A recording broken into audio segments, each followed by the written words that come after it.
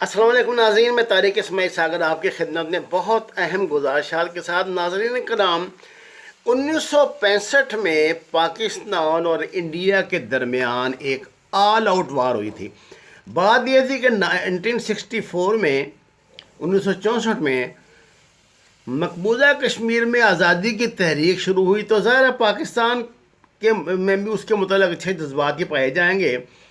یہ تحریک جو تھی اس نے بڑھ کے شدت اختیار کی، تو پاکستان نے ادھر اپنی فورسز لگائیں آکوپائڈ کشمیر کے بارڈر پر، ادھر جموں کی طرف. انڈیا نے ادھر پاکستان سے پنگے بازی شروع کر دی خام خواہ، جس پر اس زمانے کے جو پاکستان کی فوج کے کمانڈر تھے جنرل اختر، اور جو جنرل اختر کمانڈ کر رہے تھے وہاں پہ، انہوں نے ان کو انڈیا کو رگڑا دیا اور ان کو وہ دھکیلتے ہوئے پیچھے اخنور تک لے گئے. یہ انڈیا کے اندر کا علاقہ ہے، انہوں نے تبھی بھی کراس کر لی. اور اب پوزیشن یہ تھی کہ پاکستان وہاں سے جموں کے پل تک یعنی کٹھوعہ تک پہنچنے والا تھا. ان دنوں کٹھوعہ پر صرف ایک برج بنا ہوا تھا، اب تو 3 برج بنے ہوئے ہیں. اگر پاکستان وہ ایک برج کیپچر کر لیتا تو پورے مقبوضہ کشمیر لداخ کا زمینی راستہ پنجاب کی طرف سے انڈیا سے کٹ جاتا، صرف فضائی راستے سے ہی وہ جا سکتے تھے. انڈیا کو بھی ظاہر اس بات کا احساس تھا، تو انڈیا نے 6 ستمبر 1965 کی صبح پاکستان پر بڑے حملے شروع کر دیے. یہ حملہ جو تھا، ایک تو بڑا حملہ ہوا لاہور پہ، ایک ہوا سیالکوٹ پہ. سیالکوٹ پہ تو اس زمانے میں ٹینکوں کی یہ سمجھیے کہ سیکنڈ ورلڈ وار العالمین کے بعد سب سے بڑی جنگ جو لڑی گئی ہے وہ ہے. اس کے بعد سے اتنی بڑی جنگ ٹینکوں کی لڑی نہیں گئی. اس کے ساتھ ہی انہوں نے لاہور پر حملہ کیا، تو پاکستانی جو فورسز تھیں انہوں نے بی آر بی کو اپنا ڈیفنس بنایا. یعنی بی آر بی کا جو پرے پرے ایریا تھا وہاں سے وہ اپنی حکمت عملی کے تحت پیچھے آ گئے اور وہاں ڈیفنس بنایا. وہیں پہ انہوں نے جو ہمارا برج بنا ہوا تھا اس پہ ٹینک چڑھائے ہوئے تھے، تو ان ٹینکوں کو نشانہ بنا کے وہ راستہ بند کر دیا. بڑی خونخوار جان لیوا اور دلیرانہ جنگیں ہوئی تھیں یہاں پہ. اس کے علاوہ ہم نے قصور میں کھیمکرن سیکٹر میں ایڈوانس کیا تھا. ہم نے راجستھان میں ایڈوانس کرتے مونا باؤ ریلوے اسٹیشن پہ قبضہ کر لیا تھا. یعنی خاصا انڈیا کا علاقہ کیپچر کیا تھا. انڈیا جو تھا وہ چونڈا میں، سیالکوٹ میں اور لاہور میں، یہ جو ہمارے دیہات ہیں اس کے پار پار، ان پر قابض ہو گیا تھا. یہ لڑائی دنیا کی بہترین جو ڈیفینسو وار میں شمار ہوتی ہے، کیونکہ پاکستان کا یہ اصول تھا کہ پاکستان ان دنوں ڈیفنس کے ساتھ افینس کرتا تھا. یہی وہ لڑائی ہے جس میں ایم عالم پاکستان کے مایا ناز جو اسکواڈرن لیڈر تھے، انہوں نے 30 سیکنڈز میں، منٹ میں نہیں، 30 سیکنڈز میں 5 انڈیا کے جہاز گرا کے عالمی ریکارڈ قائم کیا تھا. ناظرین، 1965 میں پاکستان سے مار کھانے کے بعد انڈیا سے ایک ڈیلیگیشن جو ہے وہ گیا تھا اسرائیل.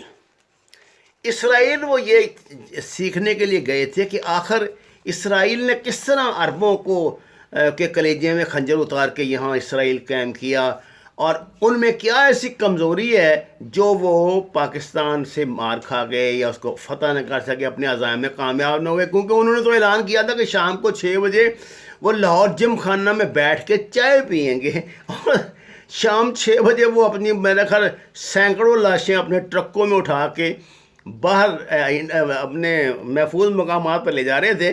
کیونکہ پاکستان ایئر فورس نے بہت نیچی پروازیں کرتے ہوئے، ہمارے جو فائٹر تھے انہوں نے نیچی پروازیں کرتے ہوئے، بمبرز نے، فائٹرز نے، جو جہاز جہاں بھی استعمال ہو سکتا انہوں نے کیا. اور انہوں نے ان کی جو وہ فوجیں چڑھتی آ رہی تھی نا پاکستان پہ، ان کو تیا پانچا کر کے واپس کر دیا. ناظرین، 1965 میں اصل میں اسرائیل اور انڈیا کے صحیح تعلقات قائم ہو گئے تھے. تسلیم تو انڈیا نے پھر بعد میں کیا نا، کہ ان دنوں یہ ماما بنا ہوا تھا غیر جانبدار تحریک کا، اور اس نے عربوں کو بہت بیوقوف بنایا ہوا تھا. عربوں کو تو خیر اب بھی وہ بیوقوف ہی بنایا ہوا ہے. اچھا جی، وہاں انہوں نے کوئی داؤ پیش سیکھے نے بتایا گیا کہ بھائی بات یہ ہے کہ آپ اسپین والا جو طریقے واردات ہے نا وہ استعمال کریں.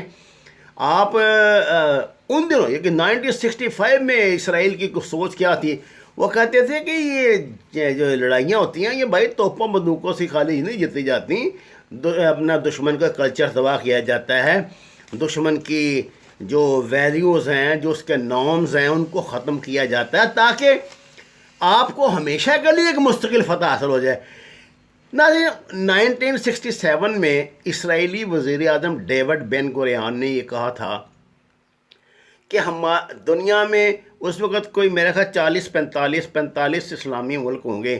اس نے کہا تھا کہ کسی کی ہمیں پرواہ نہیں, نہ شام, مصر, اردن, سعودی عرب یہ کچھ بھی حیثیت نہیں رکھتے, صرف دنیا کا ایک ملک ہے پاکستان اس کا نام ہے, جو ہمارے لیے ہمارے راستے کی رکاوٹ ہے, جو عظیم اسرائیل کا نقشہ ہے اس کے راستے کی رکاوٹ ہے. ناظرین کرام 1967 میں اسرائیلی فضائیہ نے عید کے روز شام, مصر اور اردن پر حملہ کیا اور ان تینوں ملکوں کی فضائیہ کو تباہ و برباد کر کے رکھ دیا. مسلمان تو ویسے ہی اللہ کے فضل سے مطلب نیند میں ہوتے ہیں, تو عید کا دن تھا, عید کی نماز ہو رہی تھی جب انہوں نے حملہ کیا. اب کوئی اس وقت صورت نہیں تھی کہ اسرائیلی ایئر فورس کو روکا جا سکے, جس پر اردن نے پاکستان سے اپیل کی تھی, سعودی عرب نے اپیل کی تھی کہ اپنی ایئر فورس سے ہمیں بچائیں. پاکستان سے جہاز کہتے ہیں کہ 7 جہاز اڑے تھے اور انہوں نے وہاں جا کے ریو فیلنگ کی تھی, شام, مصر یا اردن میں جہاں بھی کی ہوگی. بہرحال انہوں نے اسرائیل کے جو اس وقت جدید ترین جو جہاز تھے ان کا مقابلہ نہ صرف کیا بلکہ ان کے 6-7 جہاز گرائے. اسرائیل کو یقین ہی نہیں آ رہا تھا کہ کوئی مصر میں, کوئی اردن میں, کوئی شام میں, کوئی سعودی عرب میں کوئی ماں ایسا بچہ جنے گی. جلدی ان کو اندازہ ہو گیا یہ تو پاکستانی ایئر فورس ہے, اس کے پائلٹ ہیں, اور جہاز بھی انہوں نے دیکھ لیا کہ تو پاکستانی جہاز ہے, لیکن وہ کچھ کر نہیں سکتے تھے.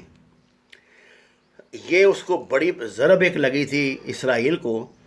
اسرائیل کی طاقت کا غنڈہ گردی کا اندازہ کریں کہ اس نے 7 جون 1981 کو 8 F-16 طیاروں کے ساتھ 600 میل دور, تربیب سے 600 میل دور جو عراق کا ایٹمی وہ پروگرام تھا نا اس پہ حملہ کیا تھا اور اس کو تیس نیس کر کے رکھ دیا تھا.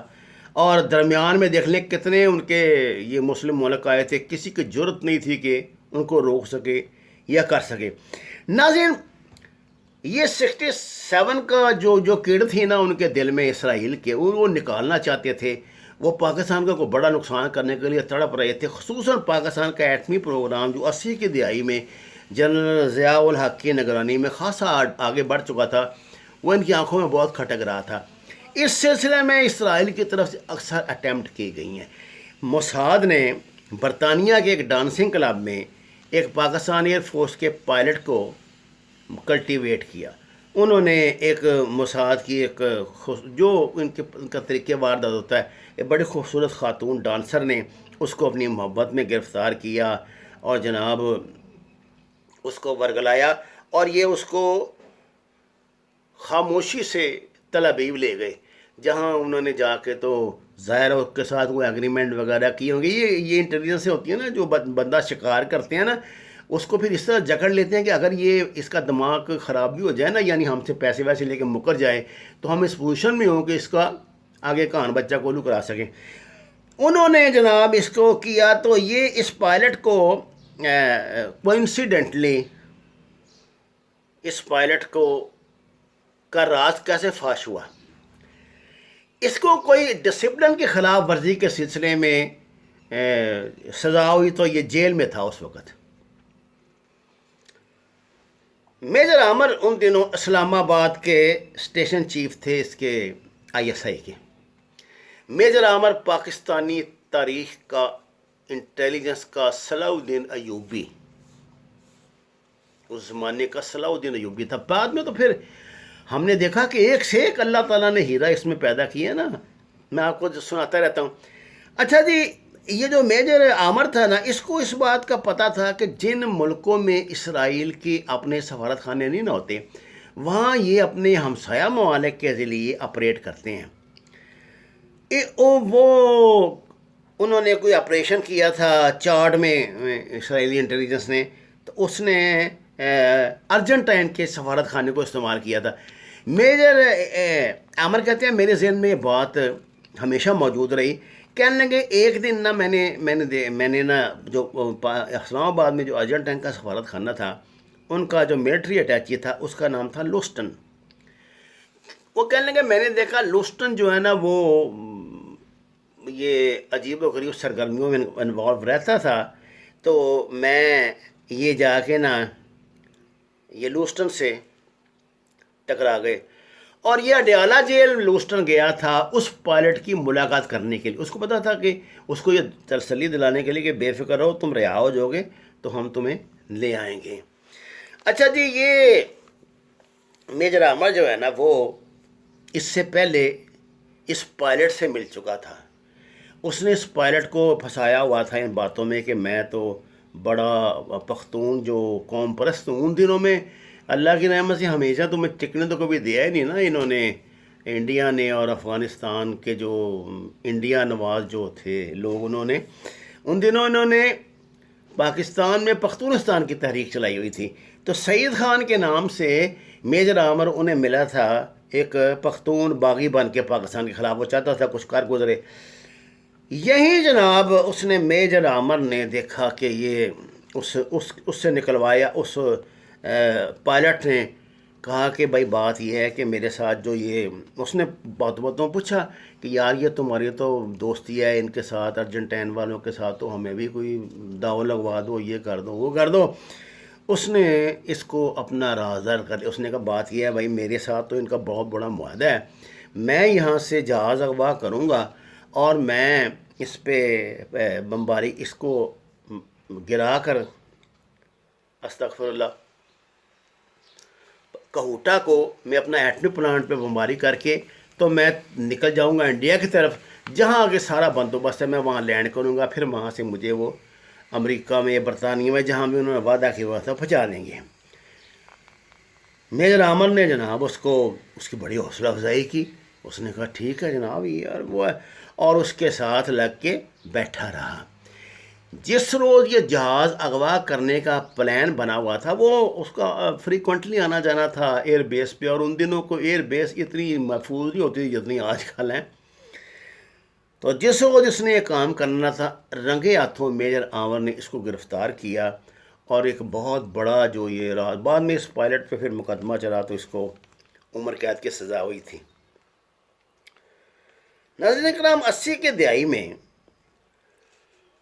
پاکستانی انٹیلیجنس نے، ایکسٹرنل انٹیلیجنس نے اطلاع دی کہ جام نگر کا جو ہوائی اڈا ہے نا، وہاں پہ 5 جنگی جہاز F-16 کھڑے ہوئے ہیں جو اسرائیلی جہاز ہیں، اور جو انہوں نے وہاں کے جو جاسوس ہمارے تھے انہوں نے کمیونیکیشن نوٹ کیا، انہوں نے کہا جی یہ جہاز جو ہے نا ان کو تیار کیا گیا ہے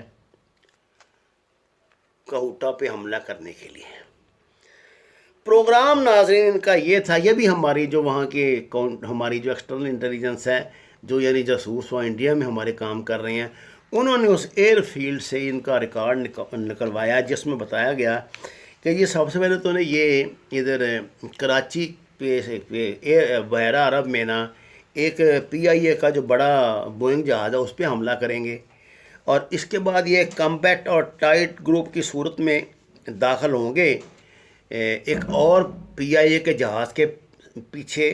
تو وہ جو ہمارا ریڈار ہے وہ یہی سمجھے گا کہ وہ بہت بڑا جہاز ہوتا ہے نا PIA کا، وہ لو فلائٹ پہ جب آئے گا تو وہ اس کے ساتھ داخل ہوں گے تو وہ سمجھے گا کہ یہ بھی کوئی ایئر لائن کا جہاز ہی ہے۔ یہ منصوبہ انہوں نے بنایا تھا۔ ISI کو یہ اطلاع جناب رات 11 بجے ملی، صبح 4 بجے حملہ ہونا تھا۔ جنرل ضیاء الحق اس وقت پاکستان کا مارشل ایڈمنسٹریٹر تھے، کہتے ہیں جنرل ضیاء الحق کہ مجھے ایک روز پہلے ایک روحانی شخصیت نے بھی خبردار کر دیا تھا جب مجھے یہ اطلاع ملی تو انہیں یقین ہو گیا کہ اب کچھ معاملہ ہے۔ جنرل ضیاء الحق نے آپ کو پتا جب یہ ایمرجنسی ہوتی ہے تو اپنا فوج کا ایک نظام ہوتا ہے، انہوں نے لمحوں میں یہ سارا معاملہ طے کیا اور کہا گیا کہ بات یہ ہے ہم نے بھاگنا نہیں ہے، شور نہیں مچانا، ہم ان کا 3 گروپوں میں مقابلہ کریں گے۔ ایک گروپ تو جناب جو اس حملے کو روکے گا، دوسرا گروپ جو ہے نا پاکستان ایئر فورس کا، وہ فوراً جا کے بمبئی کا جو ایٹامک پلانٹ ہے اس پہ حملہ کرے گا، اور تیسرا جو گروپ ہے وہ اسرائیل میں جا کے حملہ کرے گا۔ اب یہ جو ادھر مقابلہ کرنے والے ادھر بمبئی کے جو 2 ٹارگیٹ تھے نا، یہ تو تھے ہمارے جہاز آ جا سکتے تھے، لیکن تل ابیب پر جا کے وہاں سے واپس لوٹنا اتنا فیول نہیں تھا۔ 4 لوگوں کو کوئی کی ضرورت تھی، 10 پائلٹ وہاں پہ موجود تھے۔ کہتے ہیں کہ جب کہا گیا، انہوں بتایا گیا کہ 4 بندے ہمیں چاہیے، وہ 10 کے 10 بضد ہوئے کہ سوسائڈ حملے، یہ سوسائڈ حملہ تھا نا، وہ 10 کے 10 بضد ہوئے کہ نہیں ہم نے جانا ہے، ہم نے جانا ہے۔ بڑی مشکل سے پرچیاں ڈال کے ان میں سے 4 نام نکالے گئے۔ تینوں پاکستان کے جو جہاز سے اڑے ہیں۔ اس علاقے کا جو امریکن سیٹلائٹ تھا اس نے یہ حرکت نوٹ کر کے نا وہ فضا میں موجود تھا کہ بسم اللہ آپ آؤ تو ہم آپ کو یہ ڈبل روٹی مکھن کھلاتے ہیں۔ اس جہاز نے جو یہاں پہ موجود تھا صاحب، اس نے امریکن ریڈار نے فوری اسرائیل کو اطلاع دی کہ پاکستان کی یہ بڑی خطرناک موومنٹ ہے، اور ان کی ڈائریکشن یہ بتا رہی ہے کہ تمہارا والا کام ہونے والا ہے۔ جس پر اسرائیل نے وابلہ کیا، وہ جہاز وہاں روک دیے، اور امریکن گورنمنٹ نے فوراً پاکستان کو کہا کہ آپ واپس لوٹ جائیں، حملہ نہ کریں۔ ابھی اتنی بات کیونکہ امریکنوں کو تو پتہ ہوتا ہے، ان کو تو پتہ لگ گیا تھا کہ کیا صورت حال ہے۔ جس کے بعد پھر جب امریکن سفیر ملا تو اس کے ذریعے پیغام دیا گیا اس کو، اسرائیل کو، کہ آئندہ اگر تم نے ایسے سوچنے کی بھی غلطی کی، انہوں نے وہاں جام نگر سے فلائی کر کے نا کوہوٹا پہ بمباری کر کے، استغفر اللہ، خاکم بازوں کوہوٹا کو تباہ کر کے، تو پھر جموں میں لینڈ کر جانا تھا، وہاں سے ریو فولنگ کر کے تروی بھاگ جاتے۔ تو جنرل ضیاء الحق نے امریکن سفیر سے کہا کہ ان کو یہ بات بتا دو کہ آج تو تم نے ہمیں روک لیا ہے، آئندہ ہم نے، کیونکہ اس کی وجہ بھی یہ کہ تم ابھی یہاں تک آئے نہیں تھے، اگر تم آ جاتے تو ہم نے نہیں رکنا تھا، ہمارا تو کام شروع ہو گیا تھا، کیونکہ ابھی تم نے وہاں سے فلائنگ نہیں کی تھی، تو ہم تیار تھے، تو ہمیں امریکہ کی درخواست پہ رکنا پڑا۔ لیکن یاد رکھنا، کبھی زندگی میں تصور نہ کرنا ہم تمہارے پر خچ اڑا دیں گے، تمہیں اندازہ ہی نہیں ہے کہ تمہارا کتنا نقصان ہوگا۔ کیا تمہیں 1967 کا کہ ہمارے پائلٹ یاد نہیں ہیں؟ اس پروگرام کا، اس دھمکی کا بڑا ٹھیک ٹھاک اثر ہوا تھا اسرائیل پہ۔ صاحب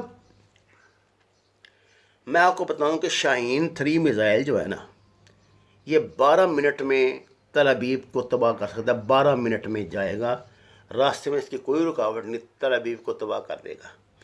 اور بیلسٹک شاہین 3 جو ہے یہ 3 منٹ میں دلی کو تباہ کر سکتا ہے۔